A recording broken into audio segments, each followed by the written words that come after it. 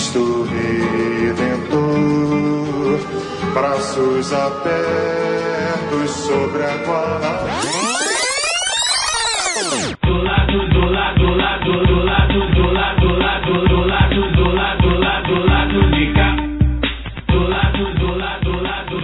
Olá, ouvintes da Central 3.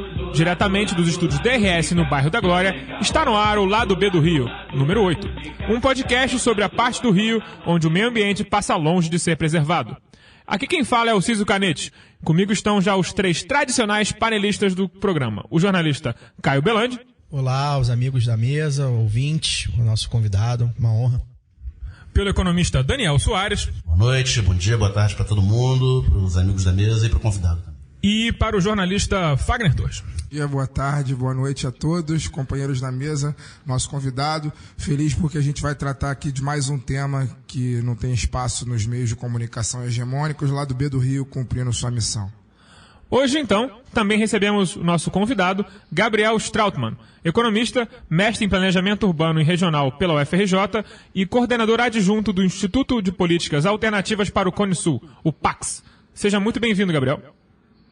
Obrigado, boa noite, pessoal. Saudação aí aos ouvintes. Vamos lá, vamos para o debate.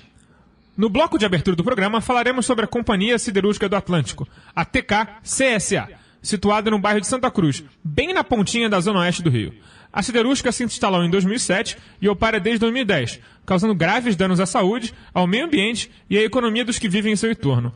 Graças, claro, ao grande lobby e força política de todo o dinheiro derramado pelas duas gigantes que operam a siderúrgica, a Companhia Vale do Rio Doce e a Alemã ThyssenKrupp, que, por sinal, se beneficiou muito do dinheiro do nazismo. É só Vale, só agora. Vale do Rio Doce não existe mais. Só Vale. Aliás, o Rio Doce também não existe mais. Não existe mais. Boa. Bom, de toda forma, no setembro último, após muitos embrólios, o INEA concedeu licença de operação para a TK-CSA.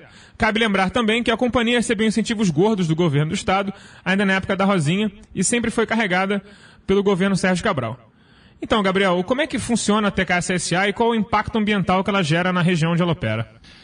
Bom, acho que a primeira coisa que a gente tem que lembrar é que nós estamos falando da maior siderúrgica da América Latina. E ela está instalada aqui no nosso município, na cidade do Rio de Janeiro, no bairro de Santa Cruz. É interessante que Santa Cruz é um bairro histórico, né? Quem conhece Santa Cruz, Daniel, que é um oriundo lá da Zona Oeste, deve conhecer bem lá. Ponte dos Jesuítas. Santa Cruz é um bairro que tem várias referências históricas. Uma delas é o Matadouro, né? Que era lá onde era... o gado era levado para lá e era abatido, né? Se não me engano, o prédio virou unidades da Faetec, se eu não me engano. Pois é. E o Matadouro original era aqui no centro da cidade, ali em São Cristóvão, e ele foi transferido para Santa Cruz porque o cheiro da matança era insuportável ali para a corte, exatamente. Passados muitos anos, décadas, e quase um século, Santa Cruz volta a desempenhar esse papel histórico no território da cidade do Rio de Janeiro, quando recebe um empreendimento com as características da CSA. Nós estamos falando, como eu já disse, da maior siderúrgica da América Latina, instalada lá e que opera desde 2010, e logo que começou a operar, ela ficou conhecida internacionalmente até pelo episódio da Chuva de Prata, quando ela começou... Não tem nada a ver com a Chuva de Prata da música, não tem nada a ver. Ela começou... A Chuva de Prata era nada mais nada menos que o resíduo da siderurgia lançado diretamente nas casas das pessoas do seu entorno. Sim, as pessoas moram do lado da siderúrgica.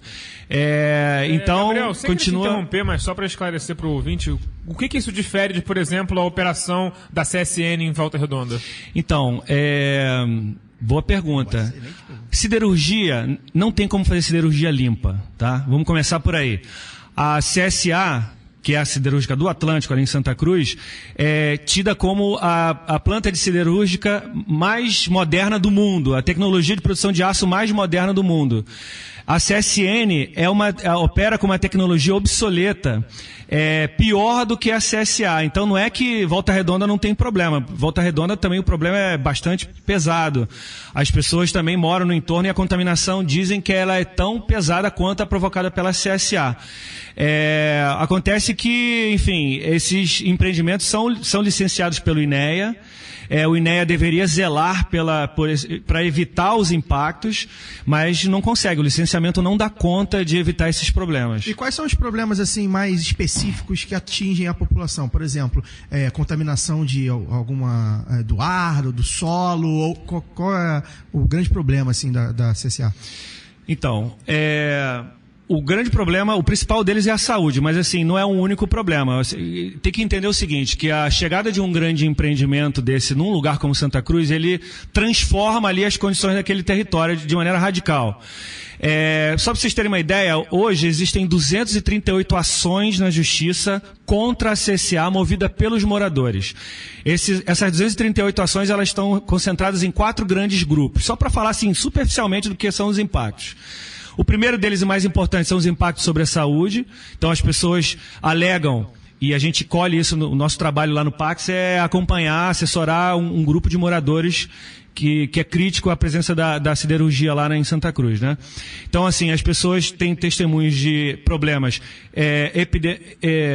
oftalmológicos, respiratórios, epidérmicos, dermatológicos, melhor dizendo, coceiras e tal, e isso é recorrente, né? Até hoje o problema persiste. Então, assim, esse seria, digamos, o lado mais dramático, né? E isso se tornou eloquente quando os episódios de Chuva de Prata foram vistos, filmados. Isso chegou até a repercutir bastante na grande imprensa, digamos. O que era Chuva de Prata? Chuva de Prata foi a emissão de particulados, ou seja, de poeira prateada, visível e que ia se depositando em cima, nas ruas e nas casas das pessoas. As pessoas até hoje são obrigadas a fazer faxinas recorrentes, porque o pó acumula. Lembrando que é uma região ainda semi-agrícola, né? Que existe cultura, tem até a questão dos pescadores da Baía de Sepetiba, ali perto, que também são afetados. Esse eu destacaria... Essa licença de quanto tempo, Gabriel? Então, ela recebeu uma licença de operação de 5 anos. Mas olha, só para concentrar ainda nos problemas, sim, esse eu destacaria como primeiro grande problema. Ou seja, o problema na saúde, impacto direto na saúde, que é um impacto que mesmo com licença de operação, o problema persiste. Está lá. Sim. Morar do lado de uma siderúrgica significa, enfim, um impacto importante ali na saúde das pessoas. Segunda ordem de problema, na instalação da siderúrgica, todas as obras de terraplanagem, da instalação, causou um sem número de problemas. O principal deles foi na época da terraplanagem. Houve uma movimentação ali no regime de águas.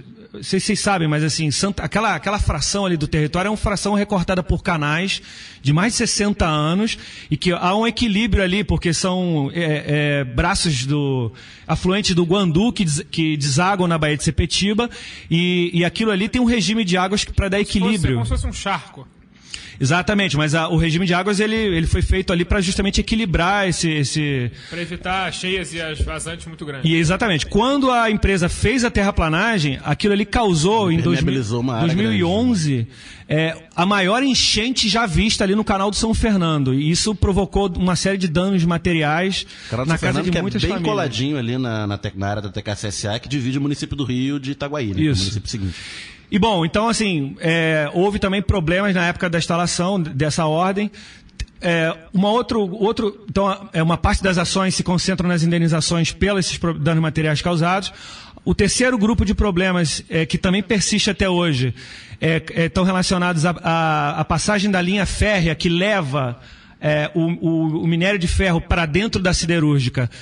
Então esse trem passa muito perto da casa das pessoas, provoca trepidação, rachadura nas casas. Ela é colada na BR-101, que é a estrada Rio Santos, e ela é bem visível assim, porque tem várias passagens de nível que na pista auxiliar elas não são isoladas, e você vê que são vagões bem longos, etc. E você vê que é bem colado nas casas, passa tudo, e são trens enormes, realmente. Pois é. É uma coisa que incomoda até de olhar, imagina de morar. Isso até hoje causa problemas. Você está lá na casa das pessoas e passa o trem, treme tudo, o trem faz barulho, enfim, atrapalha. É um vizinho incômodo. E ele não tem hora para passar. Não. Então, esse é o terceiro grupo de problemas. E o quarto grupo de problemas foi o primeiro problema e o último também, o mais recente, que é sobre a pesca. Aquela região, como o Daniel já adiantou, é uma região onde era chamado o cinturão agrícola da cidade do Rio de Janeiro. É do lado da Bacia de Sepetiba, né? Da Baía de Sepetiba. Canal São Fernando deságua irrigada ali pelo São Fernando, pelo São Francisco, que são afluentes do Guandu. Então, assim, é uma região que, poxa... primeiro, tem um detalhe importante. Foi a primeira região de núcleo de reforma agrária no estado do Rio de Janeiro. Ali existia, nos anos 50, 60, um núcleo de reforma agrária. Quando a CSA se instala, ela retira daquela mesma região onde está hoje, tinha um assentamento do MST que saiu dali. Ela grila a terra do MST. Isso foi negociado na época do governo Garotinho, que depois realocou o assentamento do MST para outro lugar. Paz, agora me falha a informação, mas é aqui na região metropolitana do Rio de Janeiro. Já foram tipo para Bom Jesus Tabapuã? Não, ficaram aqui. Os pescadores, e além da agricultura, é conhecido até o Aipim de Santa Cruz, né? Enfim. Tinha uma Kombi do Aipim de Santa Cruz que em frente às sendas de Campo Grande. Quem é de Campo Grande vai lembrar da Kombi. As sendas não vendia Aipim, obviamente. Porque não, o Aipim da Kombi de Santa Cruz era muito superior. Né? O Aipim das sendas é mais barato. Mas, Gabriel, Mas só para concluir, para não perder aqui o raciocínio, a pesca também é uma atividade importante ali naquela região. E os pescadores foram os primeiros atingidos, porque na construção do porto da CSA, pelo qual é escoado a produção de aço. Só para te interromper assim, quem não sabe, o Itaguaí, que é a cidade anexa, poucos metros de distância, município vizinho da CSA, ela também tem um grande porto, que é o Porto Itaguaí. Isso. E a CSA tem um porto exclusivo dela. Isso. Ela não utiliza o Porto Itaguaí. Não utiliza. Então, ela construiu um porto exclusivo pelo qual ela escoa a produção, e esse porto está construído numa das zonas mais férteis de reprodução de espécies e onde os pescadores pescavam. Matou, né? E esse porto também, além de estar em cima da área de reprodução das espécies, ele também detonou uma área de manguezal, que é protegida, né? Enfim, 4 quilômetros de porto. Não satisfeito em destruir o ar e a terra, destruíram o mar também. É o combo completo. Só falta se destruir o coração, o Capitão Planeta aparece. Gabriel, eu tenho duas dúvidas. Uma é a seguinte, como que defende essa questão? Porque a gente sabe, o senso comum trabalha de uma maneira muito com a lógica muito gera simples, emprego, né? precisa gera emprego fazer. e tal. Aliás, e que é preciso, né? Porque as pessoas eu tava aguardando exatamente essa pergunta do economista. Mas essa é a pergunta. Esse é um questionamento, né? Que gera emprego, então não tem do que reclamar, porque senão eles vão ter que o pessoal que mora ali na região vai ter que levar 3 horas para chegar no centro do Rio para poder ter trabalho. Esse é um questionamento. E o segundo como que funciona o atendimento a essa população lá? É tudo muito baseado na luta ou da organização dessa população lutar contra os impactos da CSA? Ou existe algum entre aspas, algum tipo de proteção a essas pessoas? Não é nem proteção, porque o impacto eles sofrem. Algum tipo de contrapartida? Alguma contrapartida para essa população. Como funciona isso? Então, pessoal, olha, gera emprego. Agora, tem que perguntar que emprego que gera, né? Porque quando o empreendimento ele se instala, ele obviamente ele carece de legitimação, da chamada legitimação social. Ele precisa de ter a aprovação ali, né? E isso significa, dito de maneira clara, assim, ele precisa cuidar para que não haja resistência, né? E na verdade, num primeiro momento na instalação, obviamente, é a fase do empreendimento que ele mais gera emprego, porque a construção do empreendimento gera um volume, a obra, exatamente. E aí a CSA já começa a compor a sua coleção de coisas bizarras. Na fase de instalação da CSA vieram trabalhar no empreendimento um número importante de trabalhadores chineses, dizem que eram escravos, estilo século XIX, degradados, coolies lá, degradados, exato. Chegava um navio fechado, que vieram cumprir pena trabalhando na CSA. Por que não me surpreende da ThyssenKrupp fazer esse tipo de coisa? Eles fazem isso com judeu, né? Não vão fazer isso com chinês. E eles foram alvo de denúncia no Ministério Público do Trabalho, enfim, esse tipo de coisa tá relatado, não estou inventando nada. Gravíssimo. Teve CPI na Alerj para investigar isso daí, isso tá lá relatado, né? E hoje em dia, a empresa argumenta que ainda gera um número de 5 mil empregos, etc. Quando eu estava falando da maneira como a empresa se legitima no território, é porque ela diz para o cara ali, que vai ser vizinho, olha, vai gerar emprego para você, cidadão. Receba o empreendimento. Só que hoje, já na fase de operação, quando a empresa então já não absorve um número tão grande de mão de obra, ainda assim, essa mão de obra é uma mão de obra que não é o morador comum de Santa Cruz. Esse aí, eventualmente, cumpre um papel lá na empresa terceirizada, que é obviamente, a ponta da cadeia menor remunerada, etc. São os empregos qualificados. E o pessoal exatamente, que recebe, que consegue acessar os melhores empregos, eles vêm de fora de Santa Cruz, trabalham e saem. Provavelmente morando na Barra da Tijuca. E nem movimenta a economia local, né? Vai e volta e nem encosta. E é isso que a gente usa para... Bom, não preciso dizer que o que ganha o debate na opinião pública é justamente esse argumento ganha porque está lá, né? O empreendimento tem todos os problemas e continua operando apesar de tudo. Mas o que a empresa sempre advoga a seu favor, e que é o instrumento de legitimação, é dizer, gera emprego. É o senso comum. É o senso comum e com base nisso ela ganha todas as ações, obviamente está super bem protegida e tal. Mas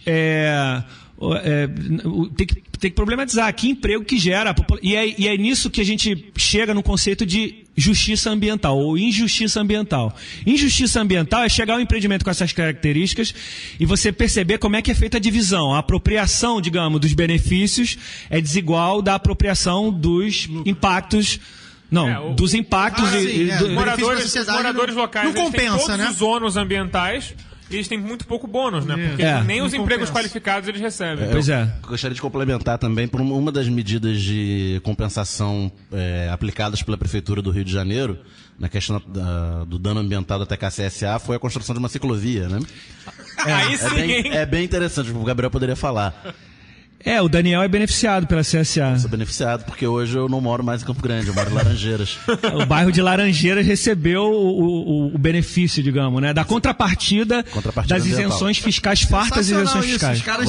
Você faz chuva de prata em Santa Cruz e mitiga construindo ciclovia em Laranjeiras. Para pessoas como você, Daniel, que saíram de lá, perto que subiu na vida aí, rapaz. Um exemplo de vitória. Gabriel, e em relação a esses impactos, assim, você falou, por exemplo, eu gostei quando você tocou no exemplo, porque é uma experiência parecida que eu passei quando eu trabalhei no Alemão, na coordenação lá do trabalho social do PAC, que é a questão dos impactos nas residências das pessoas, as casas que ficam com rachaduras pela passagem do trem e tal. E no PAC especificamente, era um caso, acho que talvez seja um caso pontual, diferente, mas eu queria que você explicasse, existia um trabalho social que era responsável por atender as famílias impactadas pelas obras que estavam sendo feitas naquele território. Como é que funciona isso lá na Quem está parando nessa? Então, você tinha perguntado isso já, né?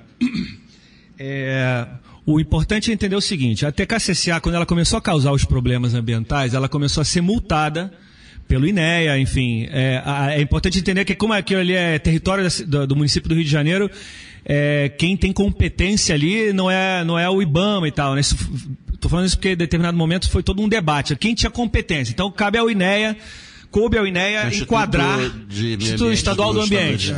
Coube ao INEA enquadrar a CSA na forma da lei. Ela fez isso através de um termo de ajustamento de conduta, quando ficou claro que a empresa não cumpria os requisitos básicos, digamos, para receber uma licença.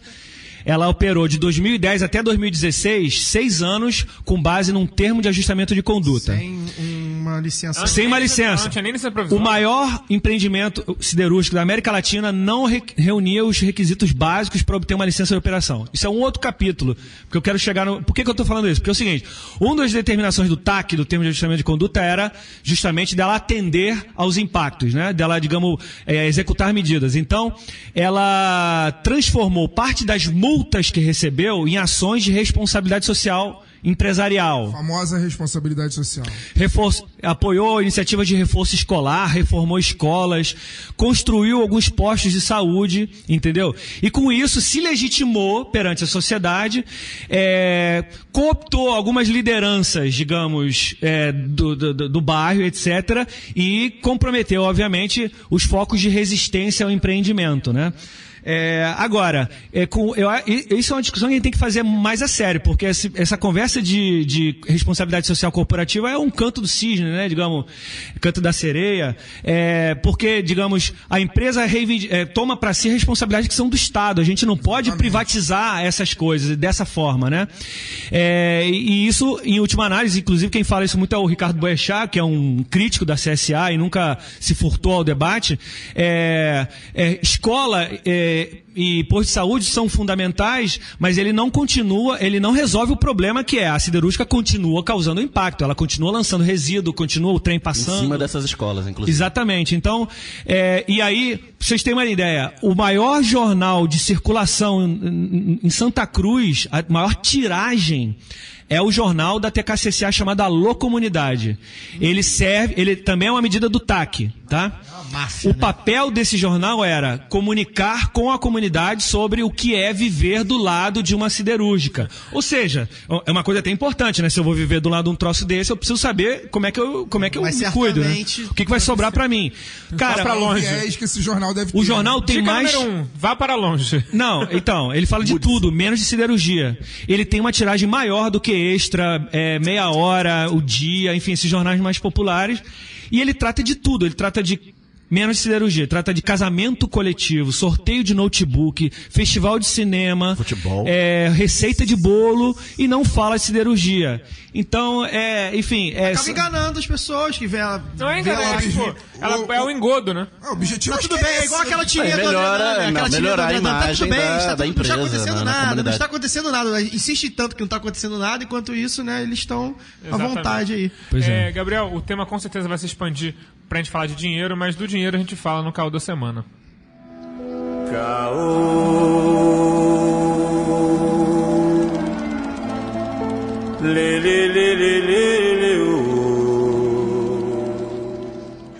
O governo estadual, depois da farra das isenções fiscais, apresentou o chamado Pacote de Maldades, projeto de lei que começou a ser discutido esta semana na Alerj.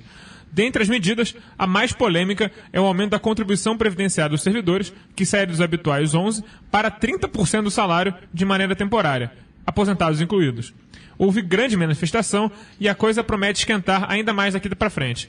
Hoje está tendo uma manifestação e, como nós sabemos bem, o pau cantou na casa de Noca. Fagner foi nosso emissário, correspondente na... Eu passei lá por acaso, na verdade. Levou o colete? O homem do spray, não, o homem do spray. Eu passei lá por acaso, eu tava com saudade, como o Daniel falou, eu tava com abstinência do cheiro de bomba de gás lacrimogêneo. Tem muito tempo que eu não respiro isso, que eu não dou rolamento. As maldades atingem principalmente os mais pobres. O aluguel social, o renda mínima e os restaurantes populares serão extintos. O bilhete único já foi limitado a R$ 150 por mês, com a tarifa aumentando de R$ 6,50 para R$ 7,50, o que faz uma pessoa que pega mais num transporte público basicamente condenada a gastar muito dinheiro. 10 dias que dura. Ou ser demitida, porque o empregador não vai querer pagar a diferença e vai contratar alguém mais perto. De acordo com o governo Pezão, o resultado da aprovação do projeto de lei seria uma arrecadação de quase 13 bilhões e meio de reais em 2017 e de 14 bilhões em 2018. Se não passar, dizem eles, que o rombo no final de 2018 será de 52 bilhões e não haverá dinheiro para a folha de pagamento. Então, essa crise é fabricada? Eu quero aproveitar a pergunta do Alcísio e também fazer uma pergunta ao Gabriel. A minha opinião é que essa crise é fabricada, porque, por exemplo, a TKCSA é uma das empresas que recebem essas isenções fiscais, que se houvesse uma política contrária que favorecesse a população e não aos mega empresários, aos trilhardários, bilionários e tal, os trabalhadores não pagariam a conta dessa crise. A TKCSA é uma das favorecidas disso, né? Sim. A TKCSA recebeu só do BNDES 2 bilhões de reais. Também recebeu isenção de ISS municipal e de ICMS estadual. O Ministério Público Estadual entrou com uma ação em agosto responsabilizando o Estado por conceder à CSA isenções fiscais Ou seja, o Estado, por um lado, está sendo processado e, por outro, enfim, concedeu sem muitos critérios. É bom lembrar que, como a CSA deve exportar boa parte do que ela produz, ela já nem paga o IPI, porque o IPI é isento para exportação tanto quanto o ICMS. Então, como ela já não paga nenhum dos outros impostos, ela basicamente não paga imposto nenhum, só para deixar bem claro. Então, qual é o benefício que ela traz para o contribuinte, para o cidadão do Rio de Janeiro, já que ela não representa nenhuma arrecadação financeira? Só esses empregos aí diretos, basicamente, são esses que não devem nem ser muitos, né, Gabriel?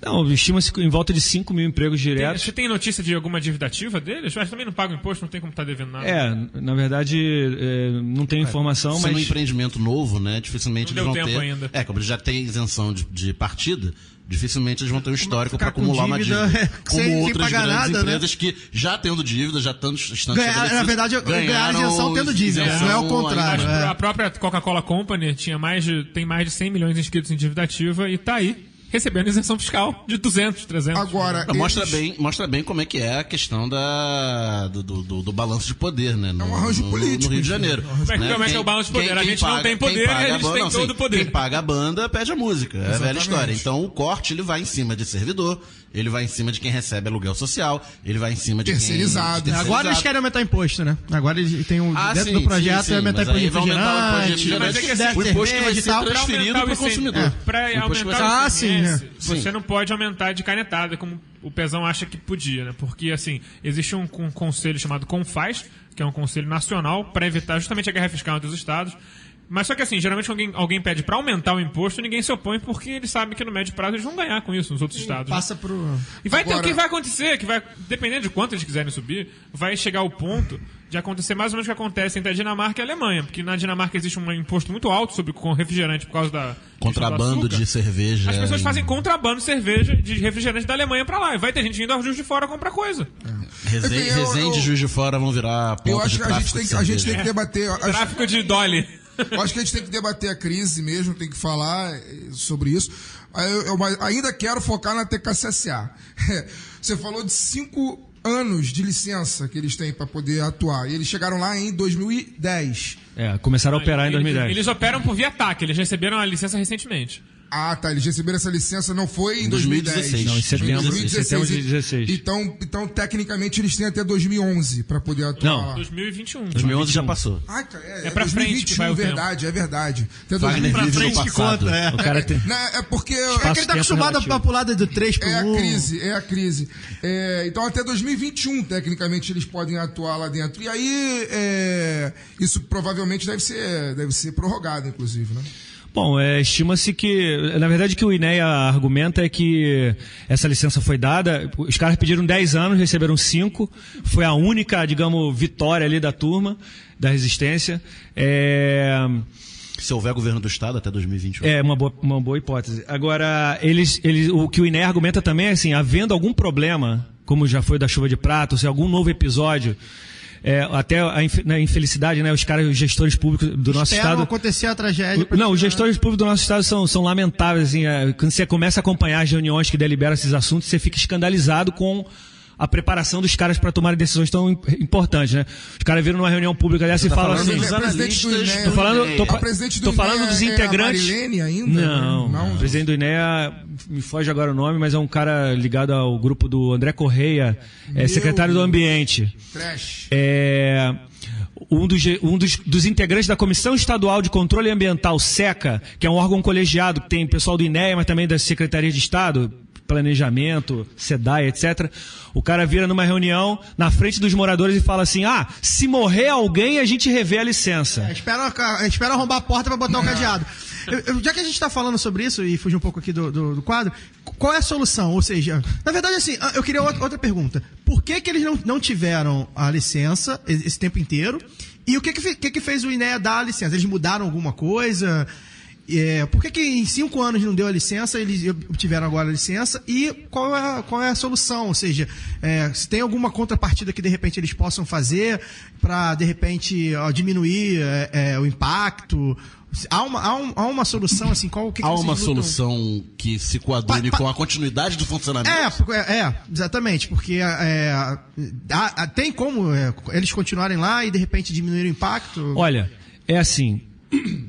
se a gente cumprisse a lei integralmente, já seria um efeito equivalente a uma revolução na nossa realidade aqui. Porque a legislação ambiental brasileira é uma legislação avançada. né? É uma boa legislação. E o que o pessoal está fazendo é justamente todo esforço para enfraquecer essa legislação. Por exemplo, todo esforço que está sendo feito para a flexibilização do licenciamento ambiental refere-se exatamente a esse tipo de problema. Se o licenciamento fosse cumprido à risca, nós não teríamos empreendimentos como a CSA funcionando. Sim. E é isso que explica o TAC. O TAC, ele justamente, é o termo de ajustamento de conduta, ele eventualmente, na letra da lei, ele serve para enquadrar o empreendimento na forma da lei ambiental. Mas o efeito é exatamente o contrário. Ele enquadra o licenciamento ambiental dentro da necessidade da empresa. E é isso que explica. Ela não teve uma licença ambiental porque ninguém ia dar a licença. Porque não tinha condição. Mas era pelo cansaço, então, né? Ou seja, já que estava funcionando. Pela pressão. Já que estava funcionando com TAC, vai funcionar com a licença. No momento inicial, provavelmente nenhum engenheiro falou, não vou assinar isso aí. Não tem como. Muito vergonhoso. Agora que esfriou, um nível menos vergonhoso depois. Mas a pressão deve ser enorme também sobre os agentes públicos. Sim, o lobby, sim, claro. Mas o cara que é concursado... É engraçado, porque... É o CREA dele, né, cara? O CREA vai atrás desses caras. Tem isso, o cara pode ser responsabilizado. Tem alguém na Alerj que é responsável por esse lobby? Por essas empresas? Rapaz, esse mapeamento é difícil de fazer. E talvez quase todos. Mas certamente, olha, o que eu posso dizer é o seguinte: o INEA, o Instituto Estadual do Ambiente, é uma das maiores caixas pretas dessa administração estadual. Porque é o seguinte, o que se faz ali dentro, ninguém sabe. Quais são os critérios técnicos para tomada dessas decisões? Se eventualmente, em que medida há informações concretas? Não há transparência nenhuma. E não só para TK e CSA, mas também em relação todos os empreendimentos. Empreendimentos imobiliários em Búzios e na Costa Verde. É bom contextualizar um pouco o INEA, porque o INEA é uma instituição nova, digamos assim. Ele tem cerca de 10 anos. Moderna, né? Ele foi, nova no sentido de pouco tempo de criado. Ele tem cerca de 10 anos e foi resultado da fusão da antiga FEEMA com a SERLA, Superintendência Estadual de Rios e Lagoas, centralizando tudo numa agência ambiental única do governo do estado. Então, por ele ser novo, ele herdou duas estruturas. Cabral antigas. Criou, então. Cabral criou. Não sei se o Cabral ou no final da Rosinha, porque ele é ali de 2006, 2007, que foi a transição da Rosinha pro Cabral. Então ele foi, por ser uma estrutura nova, ele funcionou muito também na gambiarra, com um analista herdado de tempos imemoriais, emprestado, não teve concurso direcionado específico para analista. Eu fiz o primeiro concurso do INEA, que teve em 2007, para economista, e o salário era menor do que a bolsa que eu recebia na época na Fiocruz. Então, os primeiros... Dá pra ter uma ideia do naipe do profissional. Eram 3 vagas, eu fui o 7º colocado, fui chamado, não fui, porque eu já estava ganhando mais com uma bolsa. Então você vai descendo na cadeia alimentar, digamos assim, dos profissionais dispostos a irem trabalhar lá. E acontece isso que o Gabriel falou, uma falta de preparo dos analistas que vão trabalhar lá. Isso quando o cara fez um concurso direcionado, quando ele não é um professor da rede estadual readaptado, emprestado e tá lá coçando saco, esperando Mas olha, Daniel, se aposentar. Nessa análise que você está fazendo, que é isso mesmo, ainda tem um detalhe. Especula-se que hoje, na estrutura do INEA, os funcionários concursados estão nas áreas menos, digamos, relevantes do ponto de vista da competência do INEA. Em especial, na área de licenciamento, que é a área estratégica, onde existe a maior concentração de cargos comissionados. Políticos. Pois é. É a área blindada, digamos. Você colocou. Se o cara é concursado, ele não vai ser tão suscetível à pressão. Mas se ele é comissionado, se ele é terceirizado... Aí você vai ver empreendimentos como novos resorts na Costa Verde, tornando cada vez mais praias particulares, empreendimentos em Búzios. Tem milhares de casas. Tem centenas de casas super chiques construídas em área de APA. E isso é um problema que vai se proliferando. Mas como a gente não falou muito de crise nesse bloco, a gente vai falar muito de crise no próximo bloco, nos tempos da Guanabara. Quero um bate-papo na esquina. Eu quero o Rio Antigo com crianças na calçada, brincando sem perigo, sem metrô e sem frescão. Ontem no amanhã. Não é a primeira vez que o estado do Rio passa por problemas financeiros. Desde a fusão com o estado da Guanabara, passando pela aprovação da Constituição de 88, quase todo governador foi acusado de falir o estado. O segundo governo Brizola, o governo Marcelo Alencar e os governos do casal Garotinho sempre tiveram problemas de caixa, com atraso de salário de servidores e pagamentos a fornecedores. Mas agora a coisa é bem diferente. O país passa por uma crise maior e os governos de Sérgio Cabral conviveram com muitos anos de bonança, contando com uma alta muito grande do preço do petróleo e todo o projeto do PAC do governo Lula e todo o movimento das Olimpíadas, PAN e Copa do Mundo. Então, a ilusão de fartura foi muito grande e o governo ele acabou consumindo muitas dívidas. E como é que ficou a situação das contas do Estado agora e como era a situação histórica econômica do Estado do Rio nos últimos 20 anos? Eu acho que assim, a crise não é só do Rio de Janeiro. Acho que a gente, para falar do Rio de Janeiro, tem que também analisar o contexto nacional. Quando eu digo no bloco passado que é uma crise fabricada, tem vários fatores que me levam a esse posicionamento. A Operação Lava Jato é um deles. É uma operação que foi deflagrada para poder derrubar um governo e para poder inviabilizar um projeto de país e derrubar um governo. Diminuir a Petrobras. E isso é um fator. O outro é o fato de que o próprio legislativo ele ajudou, contribuiu para que o país chegasse no ponto de vista que está hoje, quando ele ajudou também a inviabilizar o governo da ex-presidenta Dilma Rousseff, e que culminou agora com o Michel Temer. A gente tem que convir que com Dilma, com Lula ou com sei lá quem fosse, o Estado do Rio continuaria falido. Eu quero fazer só os apontamentos aqui.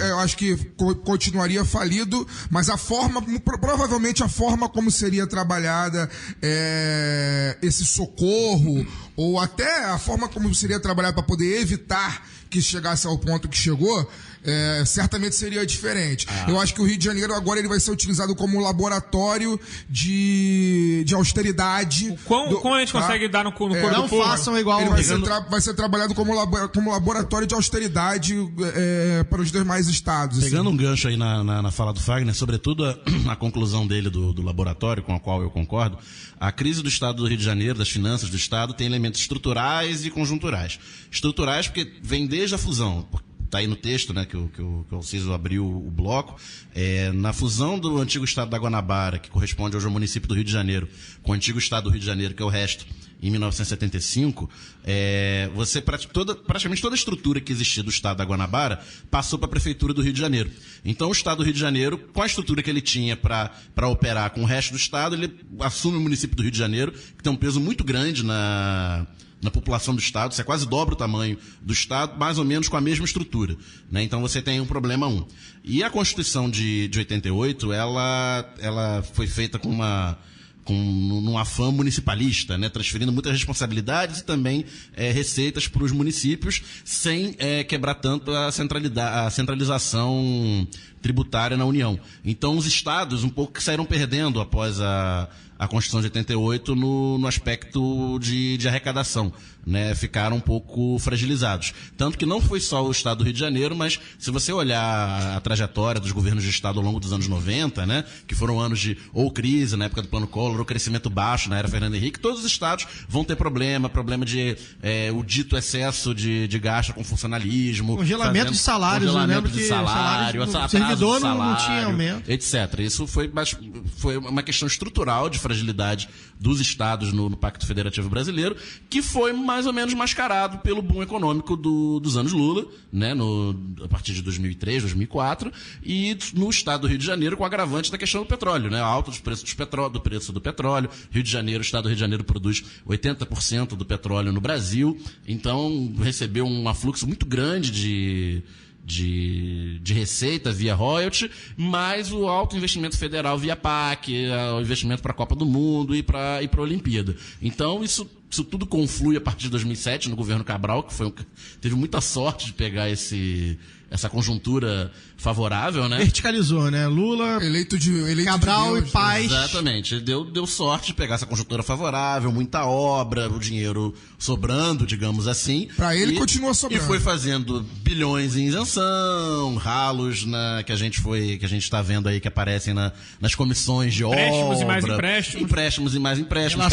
Que a LERJ aprovava dando cheque em branco. Mas vale ressaltar, a LERJ aprovava dando cheque em branco, porém os parlamentares, vamos dar nome aos bois, os parlamentares do PSOL sempre foram a resistência contra essa política Quem agora está combatendo lá na Alerj, tem que lembrar que o pessoal já e outros, né? Talvez um ou outro deputado já combate isso, já fala sobre isso há muito tempo. Isso faz parte do discurso do deputado Marcelo Freixo, inclusive, há muito tempo. E esses são os elementos estruturais. E a conjuntura é que não só o boom econômico acabou, como a gente está na maior depressão nos últimos 25 anos da economia brasileira. Então é isso que você falou, não é uma crise só do Rio de Janeiro, é de todo o Brasil. Também, né? Bate mais pesado no Rio de Janeiro, porque você tem uma baixa nos preços de petróleo, que diminui muito os royalties. A Petrobras sai fragilizada da... Os incentivos à indústria naval não está mais com aquele negócio. Exatamente. A Construção Civil também. A Construção Civil entra em decadência. Foi quebrada pela Operação Lava Jato. Não só pela Operação Lava Jato. Havia uma bolha imobiliária no Brasil que estava estourando. Não, por conta da conjuntura e do fim das obras para a Copa do PAC também, né, que pararam. E Olimpíada.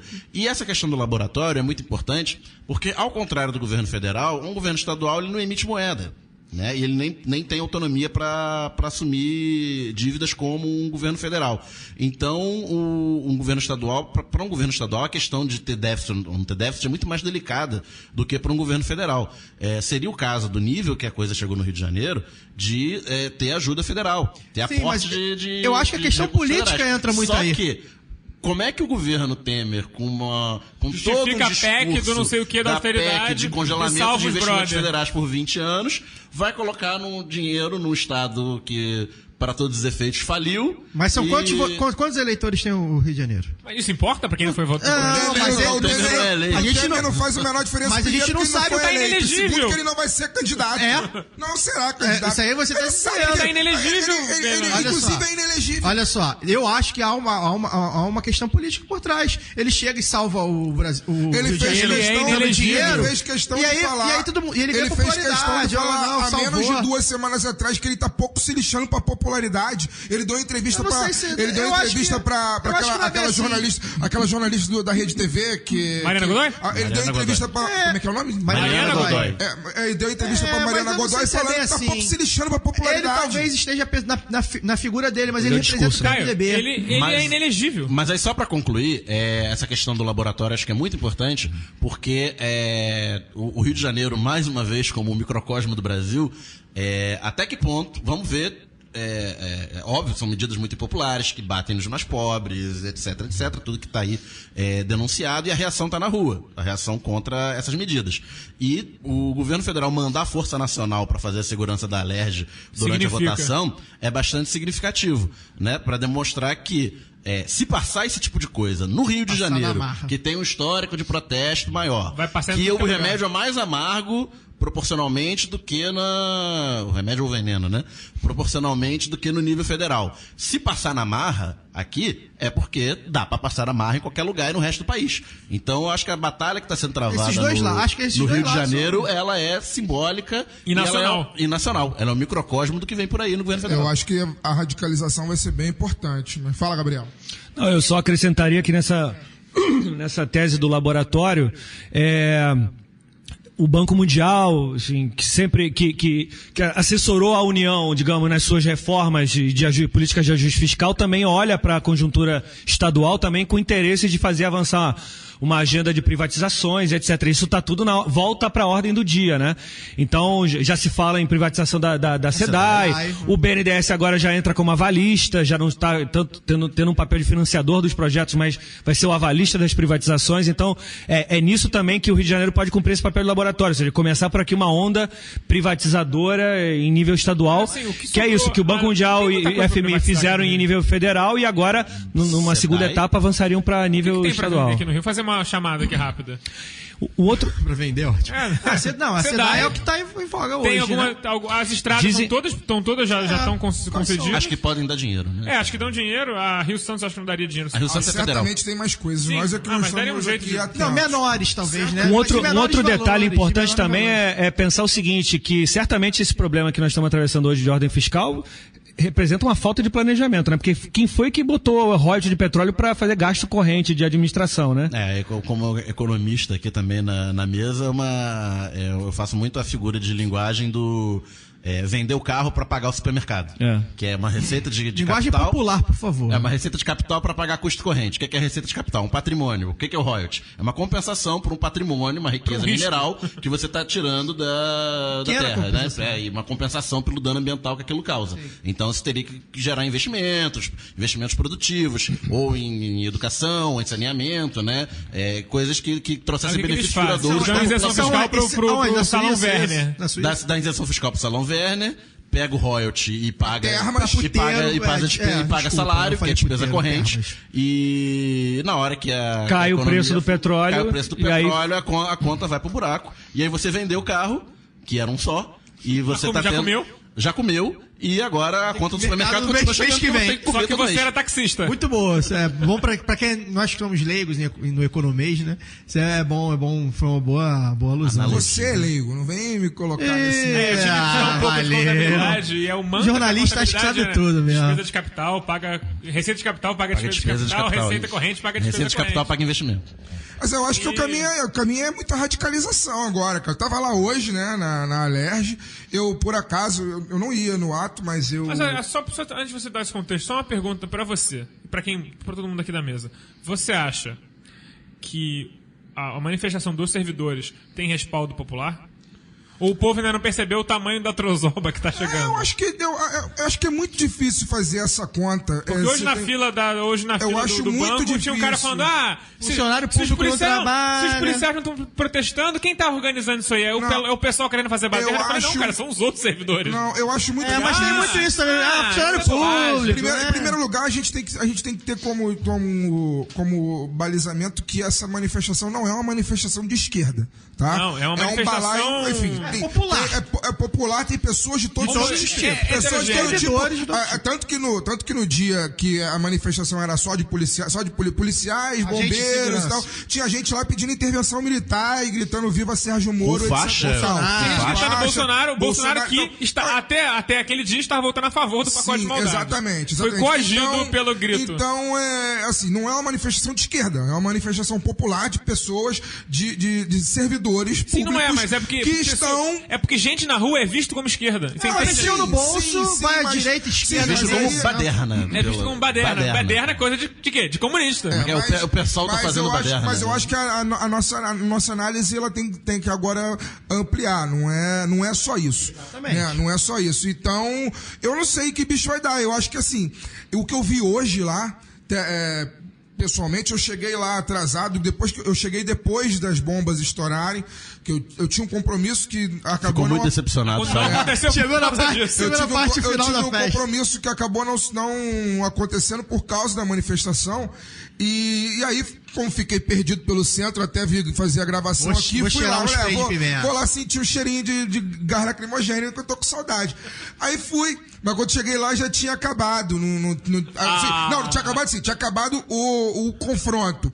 Mas as pessoas, quem não foi embora, retornou depois da pancadaria e ficou lá, e era um grupo muito grande de pessoas, assim, não era... Que a polícia, quando tem que jogar bomba de gás lacrimogêneo nos seus colegas, não persegue e enfia porrada depois. O curioso é isso, assim, eu cheguei lá, encontrei um amigo, inclusive que é assessor parlamentar, e tava conversando com ele, e ele falou pra mim, assim, ele tava lá desde o começo, e foi muito assustador, porque pela primeira vez ele viu a porradaria comendo de PM com PM, porque tinha um grupo que tava ali, que era policial, sim, que tá ali manifestando, que ninguém tá contra o pacote, não puxou arma, ele não viu, mas que tava ali manifestando contra o pacote de maldades, e que foi a tropa de choque contra o choque.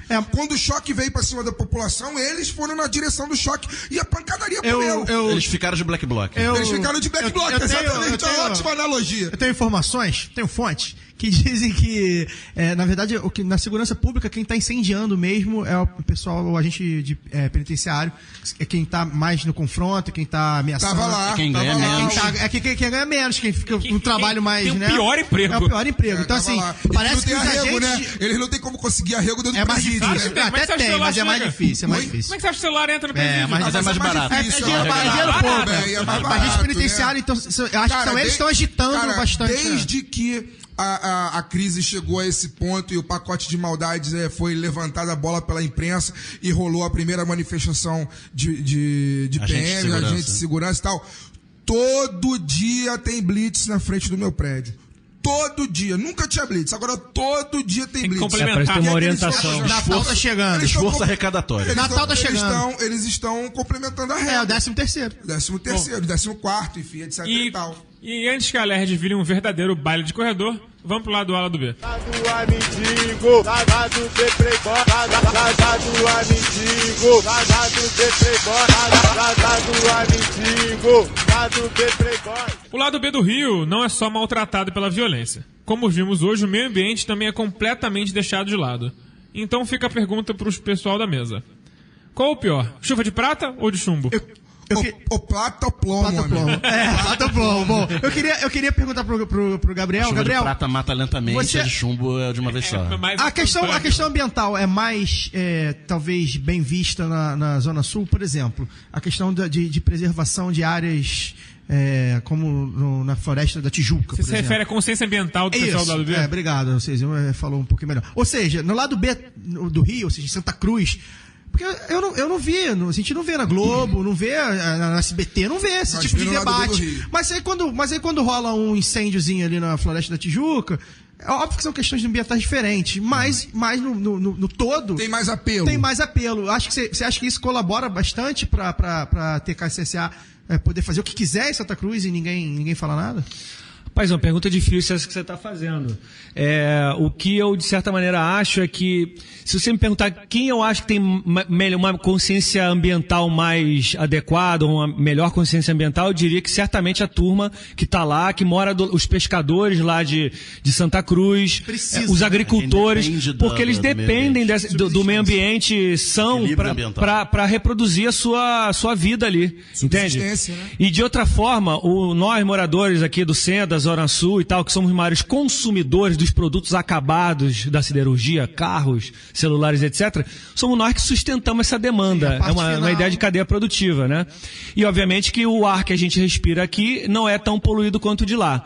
Então, eu acho que há uma desigualdade nesse debate ambiental aí. O cara que abraça a siderurgia lá em Santa Cruz. O cara que abraça a lagoa tá pouco se lixando do que tá acontecendo em Santa Cruz. É o cara que pedala na sua ciclovia em Laranjeiras e não conhece o entorno da CSA. Eu ando a pé.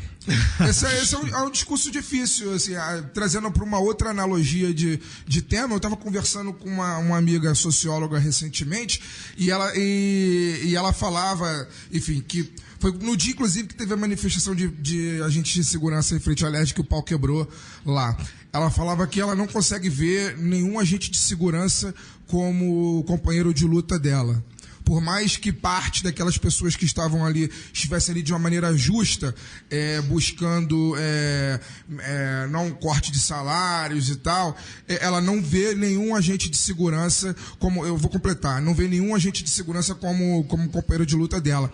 E aí eu levei para ela a provocação seguinte, falei, você vê jornalista como seu companheiro de luta? E aí ela falou, não sei, por que você está me fazendo essa pergunta? Eu falei, porque...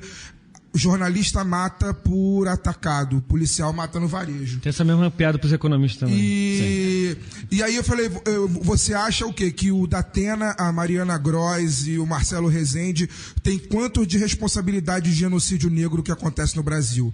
Para mim, a responsabilidade deles é maior do que a de qualquer policial que puxa o gatilho. Mariana Gross, nesse balaio, foi meio Porque eu acho que o Datena e o Rezende, eles ganham dinheiro com isso. A Mariana Gross é só uma peça mas engrenagem.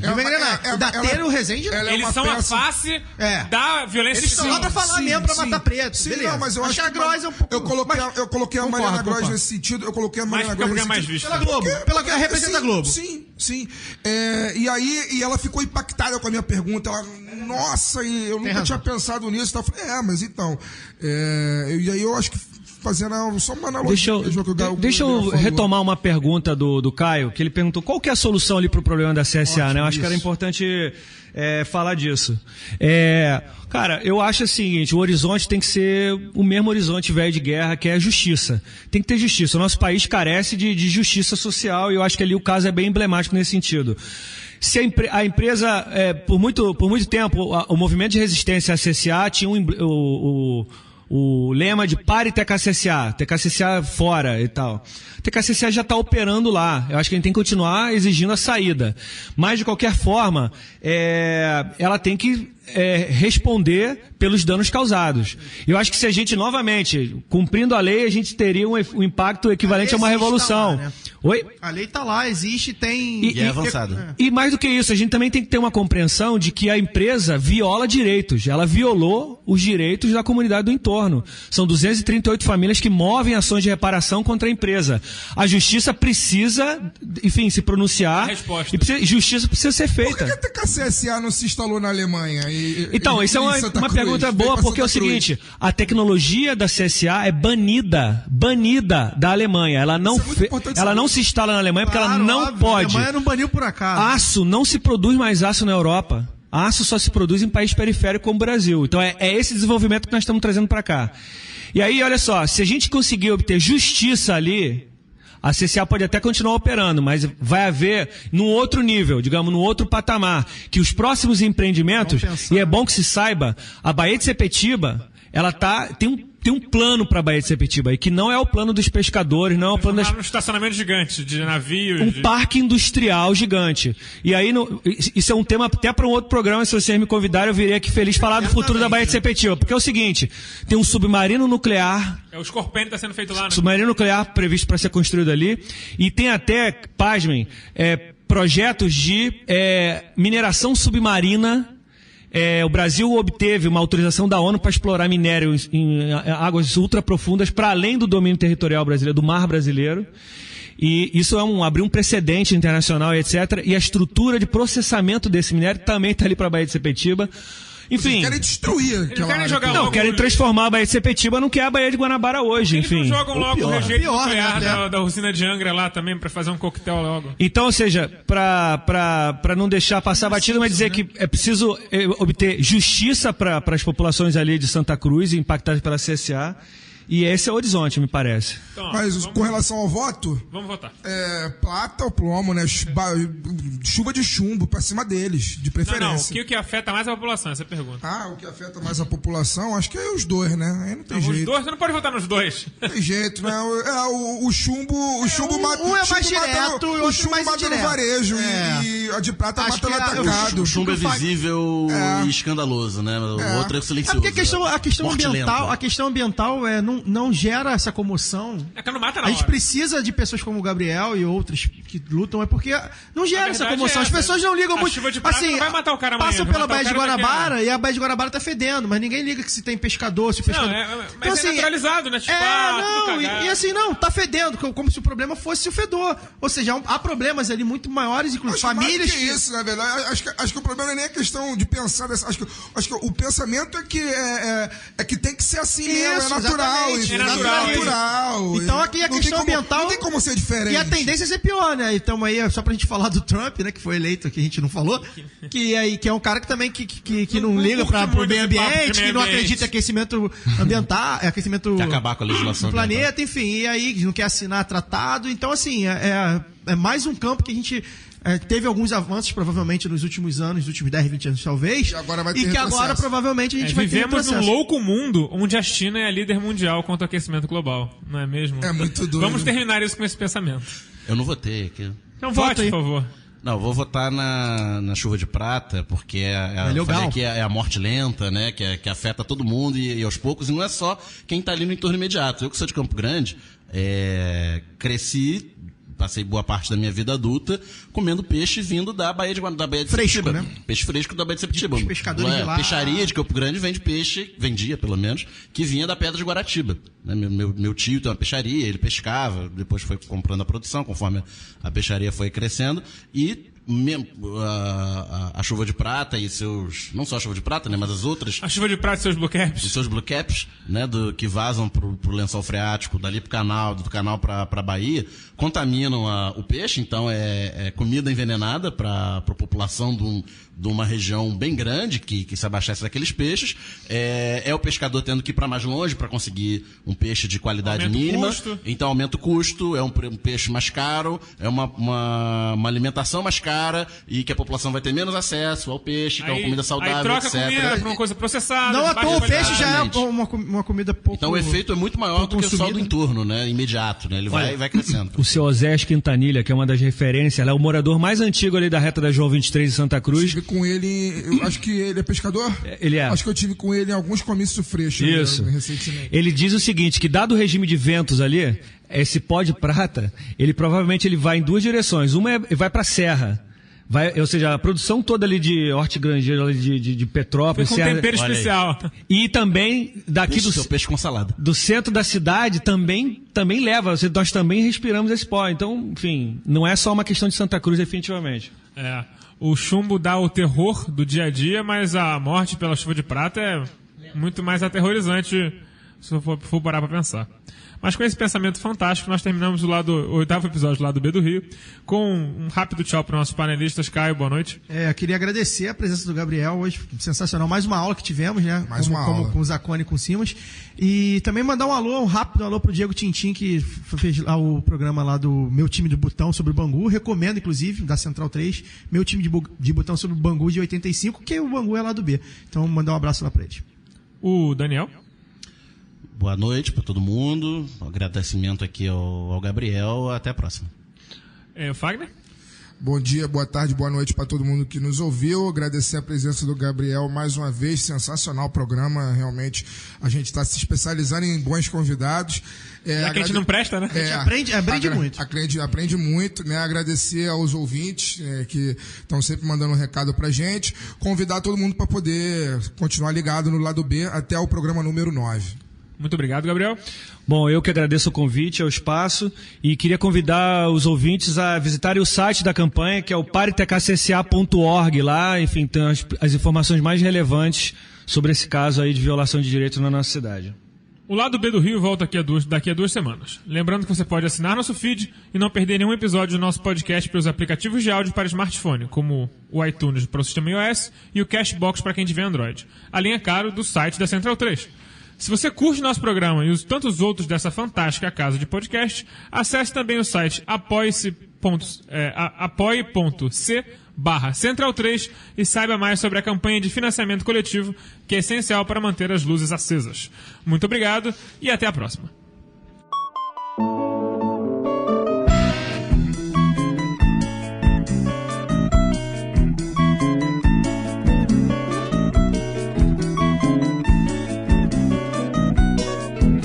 Precisamos de comida, água e luz, eles conservam a fome, a seca e a escuridão. Nós precisamos de comida, água e luz, eles conservam a fome, a seca e a escuridão. Nós precisamos lutar contra as diferenças sociais, eles precisam lucrar cada vez mais.